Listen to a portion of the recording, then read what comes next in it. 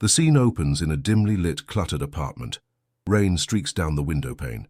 We see a young man, let's call him Leo, staring at a pile of bills on his kitchen table. His shoulders are slumped, his posture defeated. He picks up a final notice from the electricity company, sighs and tosses it onto the pile. His mind is a swirling vortex of anxiety and fear. He sees the pile of bills, the empty savings account, the chipped paint on the walls. He is so consumed by his current reality of lack that he can't see anything else.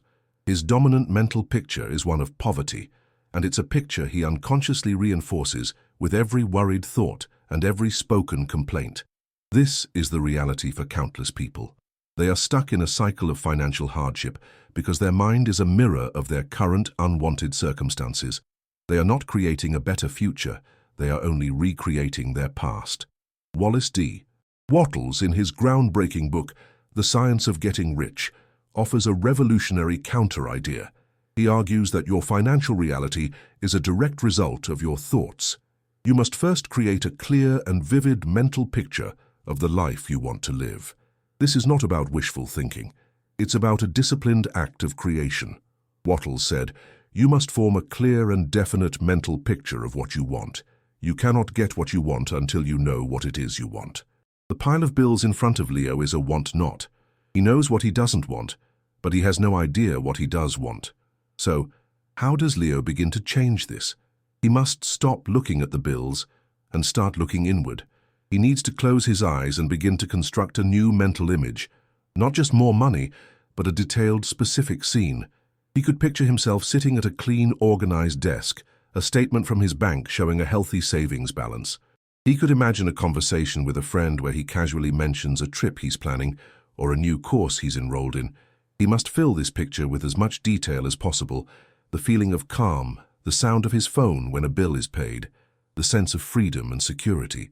This mental picture becomes his new focus, his new reality to be.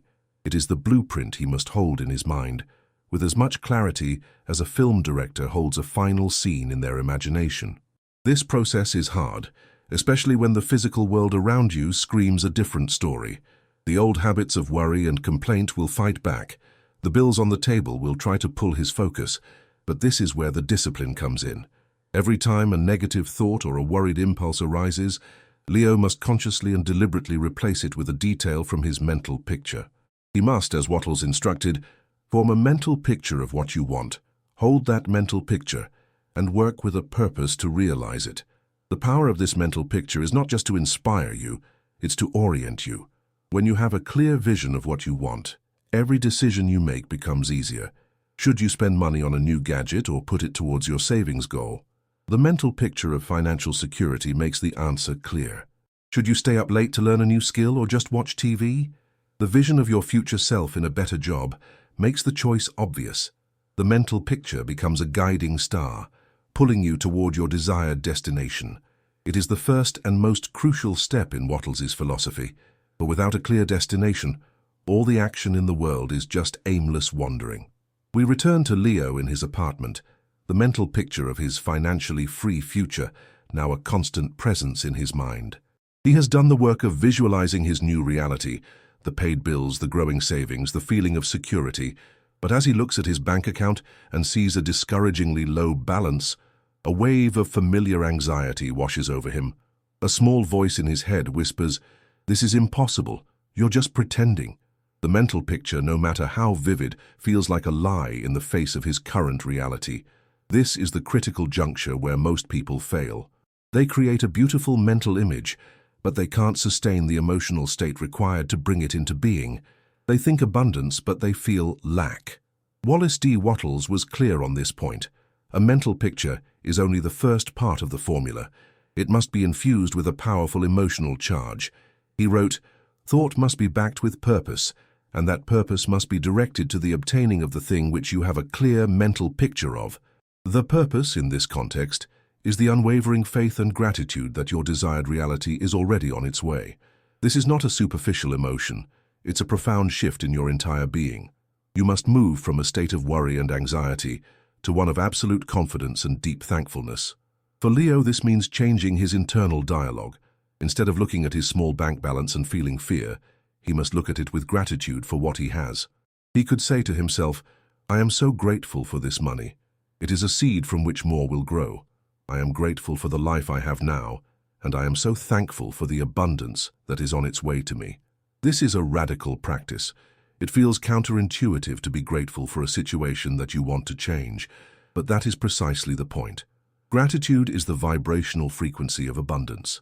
When you are grateful, you are in a state of having, not a state of wanting. You are telling the universe, "I am ready for more," not, "I am in desperate need." This emotional work is what transforms the mental picture from a vague daydream into a creative force. Wattles explained that the universe, or the formless substance, responds to the vibrations you emit. If you are constantly vibrating with a feeling of lack, you will attract more lack.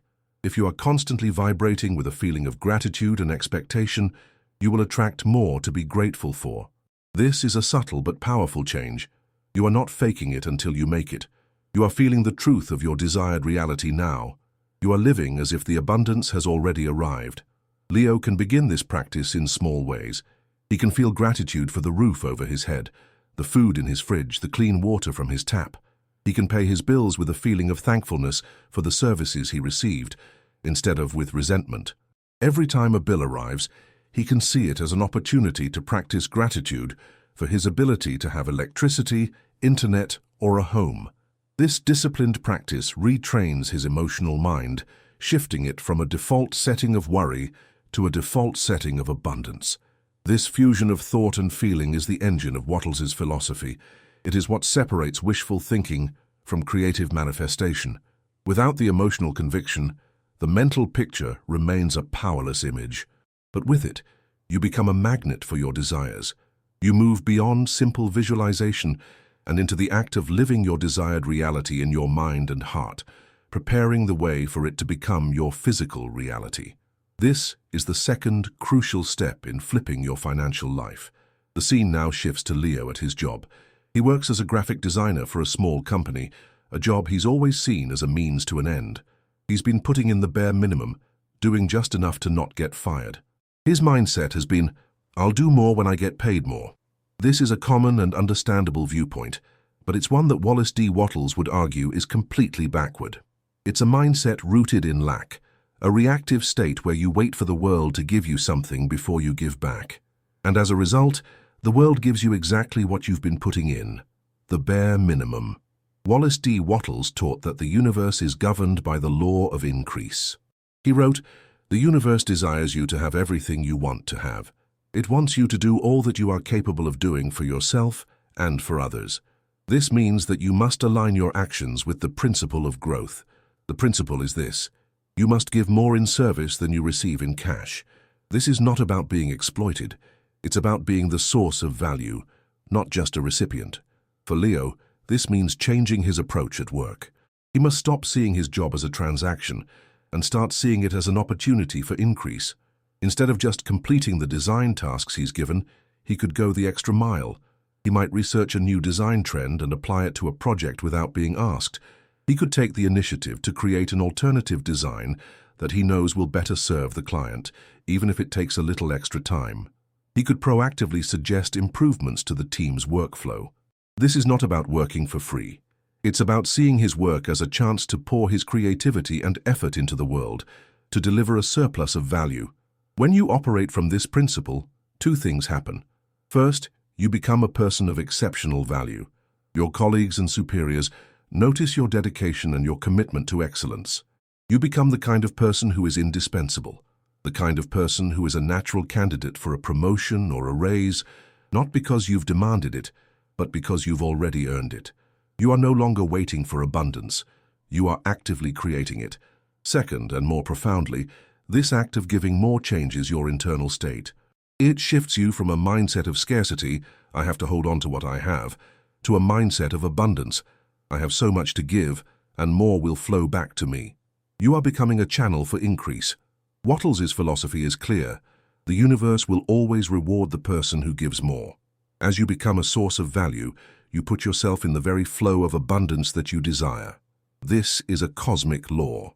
Just as a plant gives more energy to the soil than it takes, creating more growth, You must give more value to your environment than you take, creating an inevitable return of more for you. This principle is the bridge between the mental and the physical. It is how you manifest your mental picture through deliberate, purposeful action. It's not just about what you think, it's about how you act. And by acting in a way that gives more, you prove to yourself and to the universe that you are ready for a financial life of increase. The scene is Leo once again in his quiet apartment. He's made a habit of doing more at work, and he's seeing some positive feedback. But his old habits of thought are still there, like unwelcome guests. A friend calls to complain about a bill they can't pay. In a flash of old programming, Leo finds himself saying, "Oh, I know how that feels. I've been struggling with money too." Or he sees a news headline about an economic downturn and feels a knot of fear tighten in his stomach. He's doing the right physical actions, but his thoughts and words are still creating a reality of lack. He is building his future with one hand and tearing it down with the other. Wallace D. Wattles was profoundly clear about this. The universe is not a judge of your moral worth. It is a creative mechanism that responds to the vibrations of your thoughts. He wrote, "To hold the thought of disease is to produce disease, and to hold the thought of poverty is to produce poverty." This isn't just an abstract idea. It's a call to arms for the mind. Your financial reality is a direct reflection of your dominant thoughts. Every time you complain about money, worry about a bill, or speak about your financial hardships, you are reinforcing the very reality you want to escape. So, how does Leo begin to win this internal war? He must become a vigilant gatekeeper of his own mind. This is an act of extreme discipline. It means that the moment a thought of lack or fear about money enters his consciousness, he must consciously and deliberately replace it with a thought of abundance. For example, instead of thinking, "I can't afford that," he could reframe it to, "How can I acquire the money to have that?" Instead of joining a conversation about financial struggles, he can change the subject or speak only about his aspirations. This is not about being in denial. It's about refusing to give power to negative thoughts. It's about building a new mental habit, one thought at a time. This practice forces you to confront your deepest fears about money. It requires you to stop believing in the reality of your current financial situation as an absolute truth. It teaches you that your mind has the power to create, and it will create whatever you feed it. As Wattles would say, your thought will be a creative power only when you give up all thoughts of competition, all fear, all doubt, and all worry. This is the ultimate test of faith in his philosophy. You must believe in your ability to create a new reality, even when all the evidence around you suggests otherwise. This principle is the cornerstone of everything else. Without the power of a single, focused thought, the mental picture will fade, the feelings of gratitude will feel fake, and the purposeful actions will lack direction. By eliminating thoughts of lack, you stop sending mixed signals to the universe. You become a clear, powerful transmitter of a single intention: abundance. This is the fourth crucial step, and perhaps the one that will require the most consistent effort to truly flip your financial life. The rain has stopped, and the sun streams into Leo's apartment. He's been working with his new mindset for weeks. He's been visualizing the life he wants, infusing those thoughts with gratitude, and even going the extra mile at his job. He feels a sense of control and purpose he's never felt before. But he's also an honest man, and he admits to himself that he's still waiting for a big break, for a sign that all this mental work is going to pay off. He's working hard, but he's not sure if he's working smart. He's putting in the hours, but he hasn't moved from his current salary. He feels like he's pushing against a wall. This is a common point of frustration for many who try to apply a mental-based philosophy. They do the inner work, but they feel like the outer world isn't responding. They are missing a critical piece of the puzzle: action with purpose. Wallace D. Wattles was not a purveyor of passive, feel-good thinking. He was a radical pragmatist. He knew that thought, no matter how powerful, needs a vehicle to become reality. He called this acting in a certain way. This is the crucial link between the spiritual realm of thought and the physical realm of manifestation. As he wrote, "Thought, backed with purpose and directed to the obtaining of the thing which you have a clear mental picture of, is a creative power." This means that your actions are not just something you do. They are a physical expression of your creative thought. They are the brushstrokes on the canvas of your life, and they must be deliberate, not random. For Leo, This means a complete shift in his approach to work and life. It's not enough to simply work harder. He must direct his energy with precision. He needs to stop being a passive recipient of tasks and become an active architect of his career. What does this look like in practice? Instead of just doing the designs he's assigned, he could start researching companies that align with his passion for creating visually compelling products. He could identify a specific position he wants and start taking small, tangible steps toward it. He might take an online course on a new software program that is listed as a requirement for that dream job. He could spend an hour each day building a portfolio of passion projects that showcase the very skills he wants to be paid for in the future. This is the difference between working for money and working with purpose. The person who works for money sees their effort as a direct exchange for a paycheck. They stop when the clock strikes 5. The person who works with purpose sees every action as a deliberate step toward their desired reality. They are not just completing a task, they are building a bridge to their future. They are not just waiting for a promotion, they are becoming the kind of person who deserves one. This is the act of giving the universe a pathway to deliver your desires. The universe can't hand you a check for a new job if you haven't taken the steps to prepare for it. It can't reward your creativity if you are not actively expressing it. Wattles' philosophy is a beautiful symphony of mind, heart, and body. The mind creates the mental picture. The heart, or emotion, gives it power through faith and gratitude. And the body, through purposeful action, gives it a physical form. Without purposeful action, the whole system breaks down. It's like a captain with a perfect map and a beautiful compass who refuses to raise the sails. The ship will sit in the harbor no matter how clear the destination is. Leo must embrace this. He must see every act, no matter how small, as a step towards his new life. He can pay a bill and feel gratitude, but he can also take action to find a higher-paying job so that the act of paying bills becomes effortless. He can visualize a new home, but he must also take the concrete step of cleaning up his credit or saving a down payment. The two realms, the inner and the outer, must be in perfect harmony. By taking deliberate, inspired action, Leo is not just working, he is creating. He is proving to himself and to the universe that he is a serious co-creator of his own destiny. This is the fifth and most tangible step in flipping your financial life.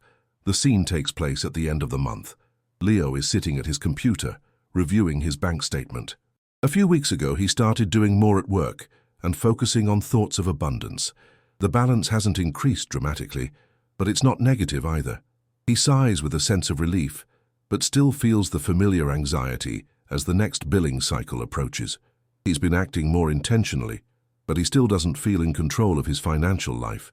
He's missing a crucial link in the Wattles chain, the practice of disciplined saving.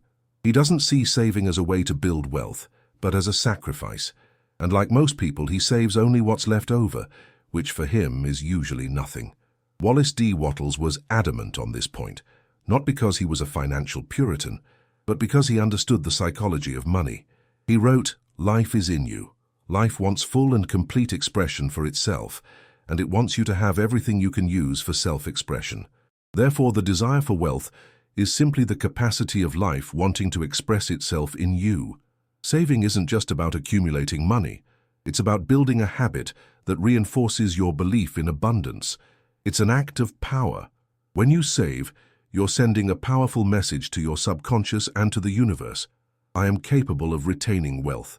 I am a channel for abundance." For Leo, the challenge is to get started. Wattles would say the amount doesn't matter as much as the act. He could start with any amount, $5, $10, and put it in a separate account on his payday. The act of giving himself a portion, no matter how small, before paying anyone else or any other bill, is revolutionary. It puts him in control. Saving becomes the first payment of the month, the payment to himself. This act changes his relationship with money. Instead of feeling like a slave to his bills, he feels like the master of his finances. He is no longer reacting to lack. He is taking action toward abundance.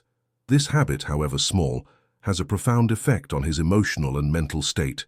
Each time he sees his savings balance growing, he has physical proof of his progress. He sees the tangible manifestation of his thoughts and efforts.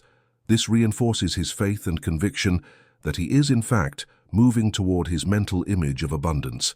Saving becomes a mirror of his growing financial capacity. It teaches him that he can go beyond simply surviving and begin to thrive. The principle of saving is what gives substance to Wattles' ideas. It is not enough to visualize wealth and feel grateful. You must prove yourself through action worthy of retaining it. Saving is the act of self-confidence embodied. It is proof that you are living by the belief that more is on the way. By making saving a disciplined habit, Leo isn't just putting money away for a rainy day.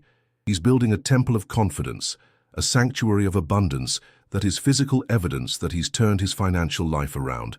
That's excellent. We've reached the final and most profound step in Wallace D. Wattles' philosophy. This principle is the capstone, the final act that seals Leo's transformation and fully integrates his new mindset into his daily life. The scene returns to Leo in his apartment, but everything feels different. The bills on the table are no longer a source of dread. They are simply part of a routine. He has a healthy savings account, a clear vision, and a renewed sense of purpose at work. He is doing everything right, but there is one last subtle mental shift to make. As he sits down to pay his monthly bills, rent, electricity, internet, a familiar, faint feeling of resentment tries to creep in. It's the old habit of seeing money as something that constantly leaves him. This is the last stronghold of the poverty mindset. Wallace D. Wattles understood this deeply. He knew that gratitude wasn't just a feeling to cultivate in a quiet moment. It was a principle of action that must govern your every financial transaction.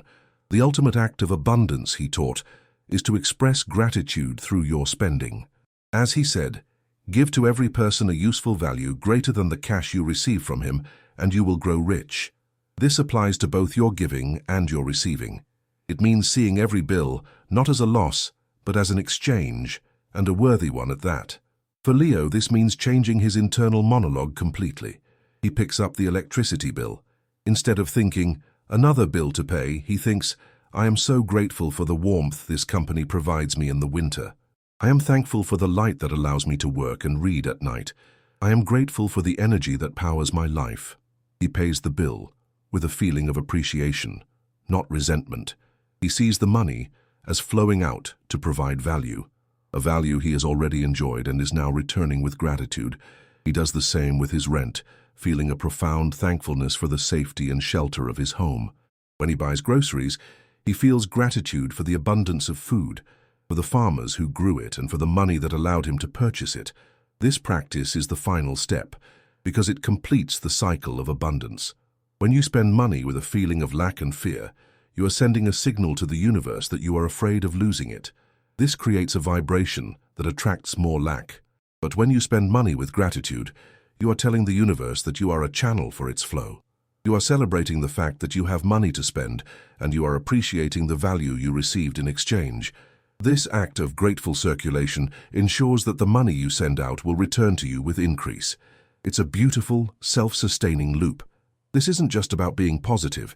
It's about being in harmony with the laws of the universe. The universe is a system of give and take, of cause and effect. When you act from a place of gratitude, your actions align with this creative flow. You are no longer fighting the current, you are sailing with it. By transforming his relationship with every single payment and every single purchase, Leo solidifies his abundance mindset for good. He is no longer defined by his bank balance or by the bills he has to pay. He is defined by his capacity to create, to receive, and to give with gratitude. This is the ultimate secret. The principle that can flip your financial life is not just about getting more money, but about changing your entire relationship with it. It is about understanding that you are a co-creator of your reality, and that every thought, every feeling, and every purposeful action, especially the simple act of spending with gratitude, brings you closer to the life of abundance you desire.